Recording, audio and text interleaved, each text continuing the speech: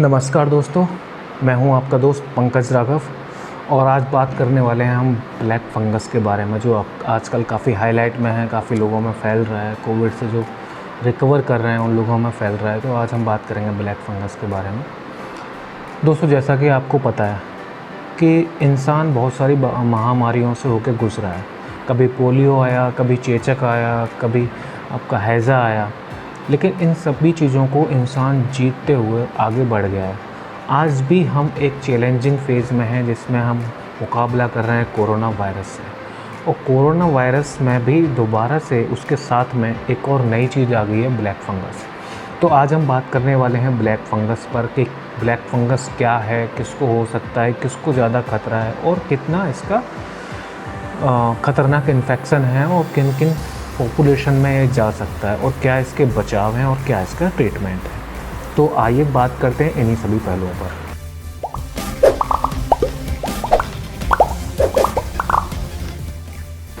तो black fungus है क्या? फंगस एक्चुअली अगर आप समझें, अगर हिंदी में समझें तो फफूंद आपने सुना होगा, तो फफूंद को ही फंगस कहते हैं। तो ये फफूंद हर जगह आपको मिल जाएगा, जहाँ पे कुछ चीज़ें सड़ रही हैं या नमी है थोड़ी सी, वहाँ पे फफूंद उग आता है। तो अनहाइजीनिक जगह पे ये फफूंद के होने के चांसेस रहते हैं। तो जैसे कि लकड़ी है, कहीं पे लकड़ी में सड़न हो रही है, वहाँ पे फफूंद उगाता है। और आपका पत्तियाँ कहीं पे सड़ रही हैं, वहाँ पे फफूंद उगाता है।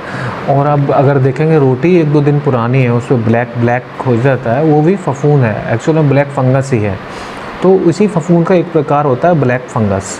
तो ये भी हमारे एनवायरनमेंट में मौजूद रहता है, इसके स्पोर्स रहते हैं, हवा में रहते हैं, मिट्टी में हैं।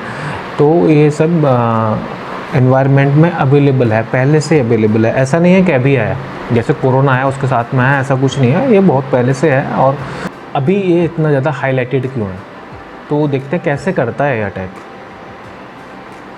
तो हमला कैसे करता है ब्लैक फंगस?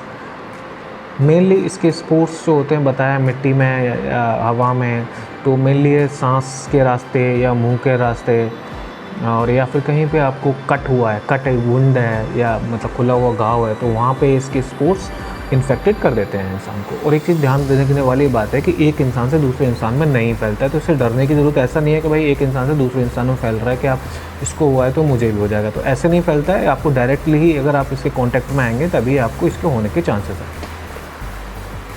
किन लोगों को खतरा है इसका, ये भी देख लेते हैं किसको खतरा है।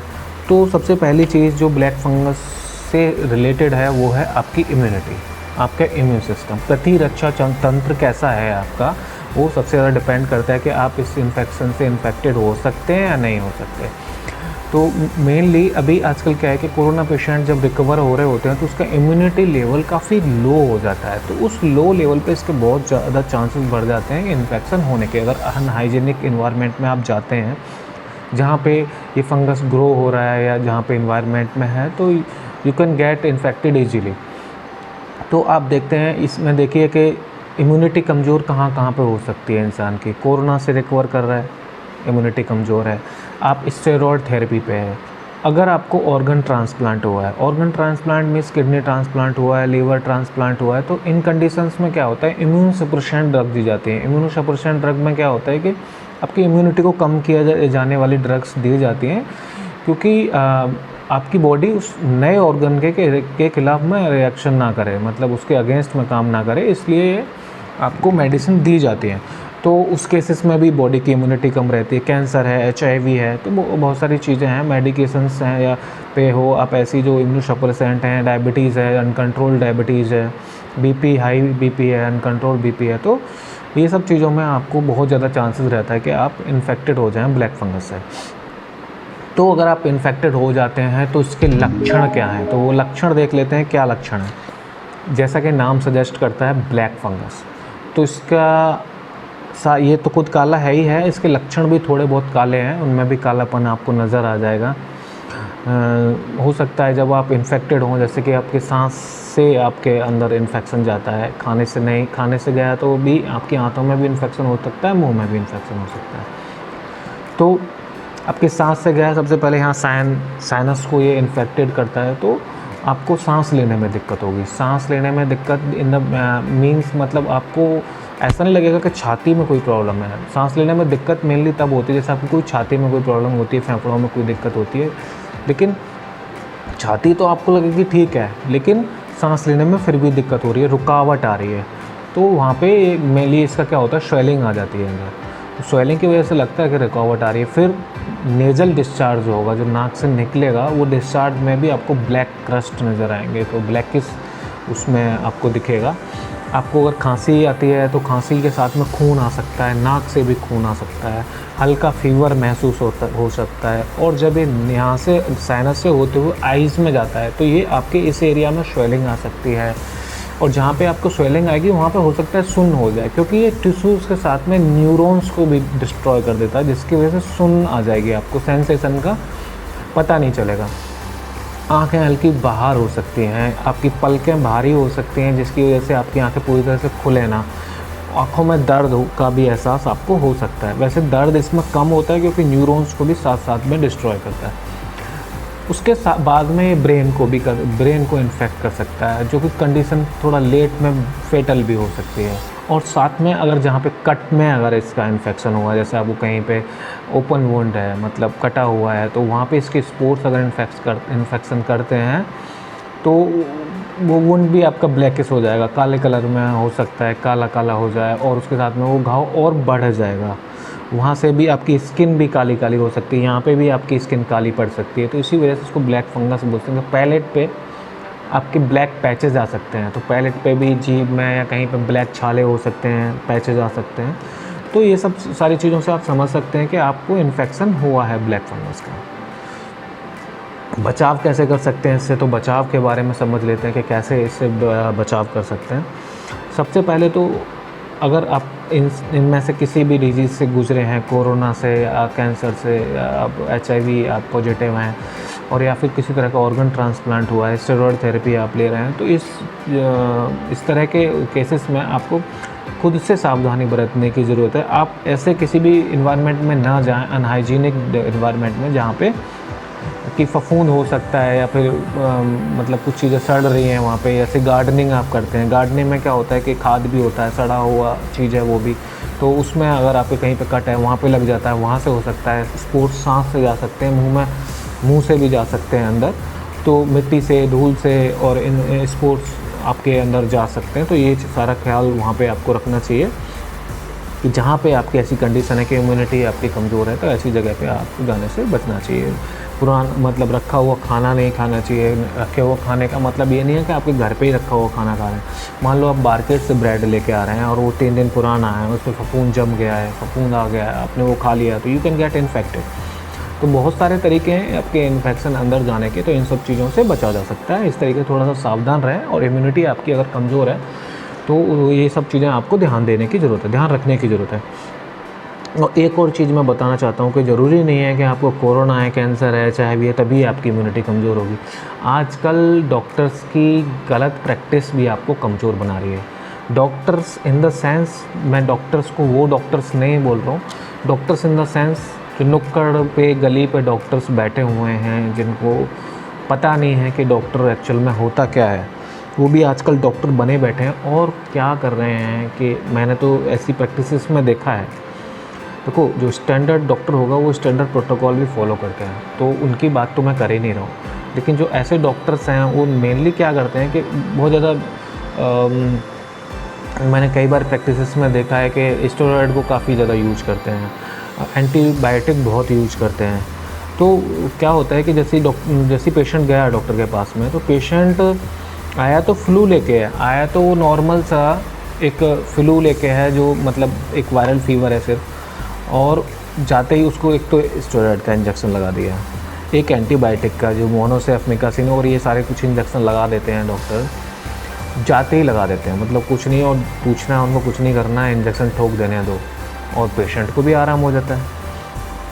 तो ये बहुत ही गलत प्रैक्टिस है। ऐसे ही बिना आपको ज़रूरत है स्टेरॉइड्स की या नहीं है, या बीमारी की किस स्टेज में ज़रूरत है।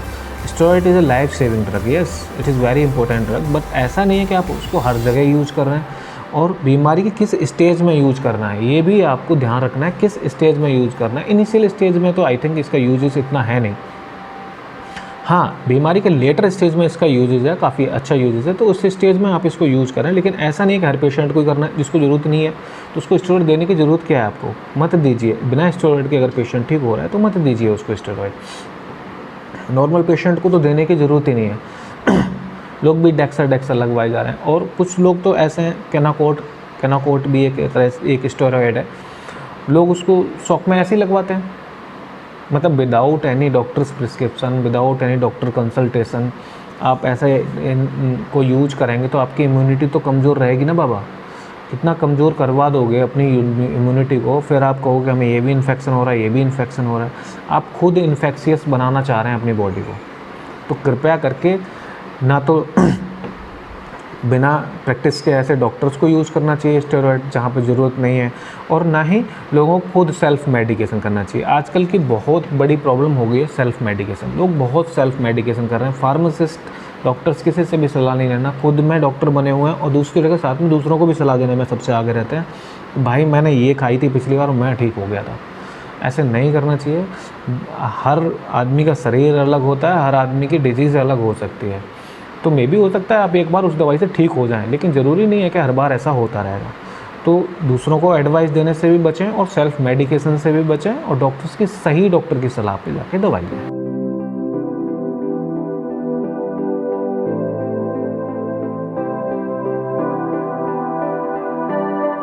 तो ट्रीटमेंट क्या क्या है ब्लैक फंगस के, ये देख लेते हैं। ट्रीटमेंट में देखो बहुत अच्छा ट्रीटमेंट अवेलेबल है ब्लैक फंगस का, इससे घबराने की बिल्कुल भी ज़रूरत नहीं है, डरने की ज़रूरत नहीं है कि ब्लैक फंगस हो गया तो क्या होगा क्या नहीं होगा। लेकिन जैसे ही आपको इनमें से कुछ लक्षण आपको पता चलते हैं कि मुझे इनमें से कुछ लक्षण आ रहे हैं, तुरंत डॉक्टर के पास जाइए आप। तो डॉक्टर या तो आपका नेज़ल डिस्चार्ज का सैंपल लेगा, पहले वैसे भी टिश्यू का सैंपल ले सकता है अगर आपको ब्लैकिश हुआ है तो, या फिर आपका घाव अगर ब्लैक हुआ है तो वहाँ से टिश्यू सैंपल ले सकता है। आपका सिटी स्कैन हो सकता है ब्रेन का, तो ये सब सारी चीज़ों से इस्टेब्लिश हो जाएगा आपको ब्लैक फंगस है कि नहीं है। CBC भी करवा सकता है डॉक्टर आपका। CBC में क्या होता है कि वाइट ब्लड सेल्स में न्यूट्रोफिल्स होते हैं, तो न्यूट्रोफिल्स मेनली ब्लैक फंगस में काफ़ी कम पाए गए हैं, मतलब उनकी संख्या घट जाती है, तो CBC से भी डिटेक्ट कर सकता है। तो कई सारे तरीके हैं डिटेक्ट करने के कि आपको ब्लैक फंगस का इन्फेक्शन है कि नहीं है। तो आप डायरेक्ट पहले डॉक्टर के पास जाएं, खुद से मेडिकेशन ना लें और वेट ना करें। मैं आपको कहना चाहता हूँ वेट बिल्कुल भी ना करें। ये फंगस का इन्फेक्शन इतनी तेज़ी से फैलता है, ये फंगस आपकी बॉडी के अंदर इतनी तेज़ी से ग्रो करता है कि 1-2 दिन भी अगर आपने वेट कर लिया तो आप लेट हो गए समझ लीजिए। इसका मोर्टेलिटी रेट बहुत हाई है। कितना ख़तरनाक हो सकता है आप ये सोचिए कि जिसको भी हो जाता है 50% लोग इसमें मारे जाते हैं, 50% से भी ज़्यादा। 100 को हुआ तो 100 में से 50-60 लोग इसमें मारे जाएंगे। क्यों मारे जाएंगे? सबसे बड़ी प्रॉब्लम हो रही है इसके डायग्नोसिस में, लेट डायग्नोसिस हो रहा है, लेट डिटेक्शन हो रहा है ब्लैक फंगस का।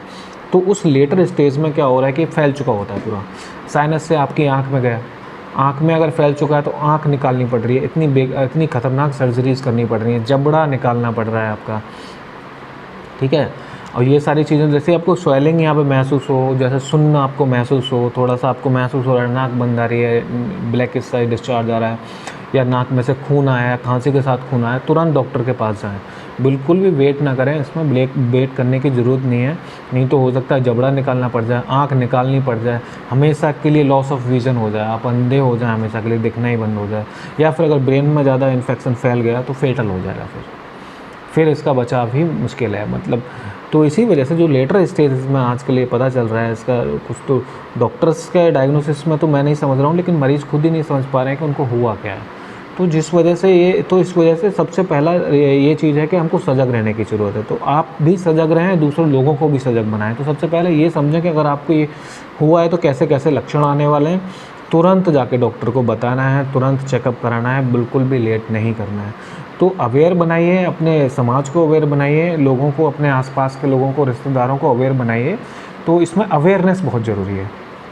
मेडिकेशन है बिल्कुल इसका, लेकिन अवेयरनेस सही टाइम पे अगर मेडिकेशन लेने नहीं पहुंचोगे आप तो फिर गड़बड़ हो जाएगी।